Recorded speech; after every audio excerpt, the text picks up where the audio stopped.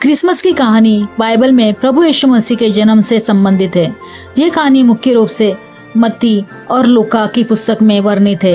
ये ईसाई धर्म का एक महत्वपूर्ण पर्व है जो यीशु मसीह के पृथ्वी पर आने और मानव जाति को पाप से मुक्ति देने का उद्देश्य को दर्शाता है। आइए क्रिसमस की पूरी कहानी को बाइबल के अनुसार समझते हैं। यशायाह 7:14 में यीशु मसीह के जन्म की भविष्यवाणी हो चुकी थी। देखो, एक कुंवारी गर्भवती होगी और पुत्र को जन्म देगी और उसका नाम इमानुएल रखा जाएगा। इमानुएल का अर्थ है परमेश्वर हमारे साथ। आइए हम लोग जानते हैं प्रभु यीशु के जन्म के बारे में। जैसा बाइबल में संत लूका सुसमाचार 1:26 से लेकर 38 लिखा है। मरियम एक यहूदी युवती थी जो नाजरत नामक गांव में रहती थी। वो यूसुफ नामक एक धर्मी व्यक्ति से विवाह के लिए वचनबद्ध थी। स्वर्गदूत गब्रिएल मरियम के पास आया और कहा, आनंद कर, ए परमेश्वर की अनुग्रह प्राप्त, प्रभु तेरे साथ है। गब्रिएल ने मरियम को बताया कि वो पवित्र आत्मा के द्वारा गर्भवती होगी और एक पुत्र को जन्म देगी जिसका नाम यीशु रखा जाएगा। ये पुत्र परमेश्वर का पुत्र होगा और उसका राज्य सदा सर्वदा बना रहेगा। मरियम ने विश्वास और आज्ञाकारिता के साथ उसे स्वीकार किया।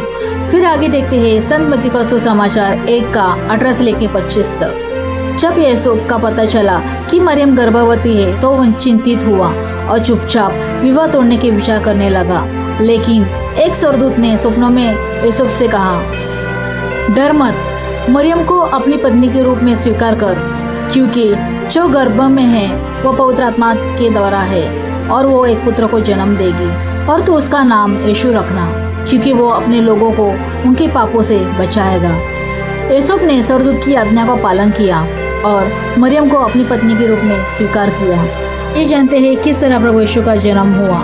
देखते हैं संत लूका का सुसमाचार 2:1 से लेकर 5 तक। उस समय रोमन सम्राट अगस्टस ने जनगणना का आदेश दिया जिसमें हर किसी को अपने पैतृक नगर में जाकर अपना नाम दर्ज करना था।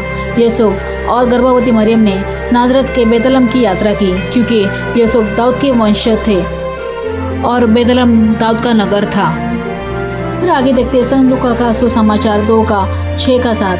बेतलहम पहुंचने पर वहां के सराय में उनके लिए कोई जगह नहीं थी, इसलिए मरियम और यूसुफ को एक गौशाला में ठहरना पड़ा। वही मरियम ने एक पुत्र को जन्म दिया। उन्होंने उसे कपड़े में लपेटा और चरनी में रखा। यही यीशु मसीह का जन्म था। फिर आगे देखते हैं संत लूका का सुसमाचार 2:8 से लेकर 20। पास में चरवाहे अपने झुंड की रखवाली कर रहे थे। अचानक स्वर्गदूत प्रकट हुआ और कहा, मत डरो, देखो मैं तुम्हें बड़े आनंद का सुसमाचार सुनाता हूँ।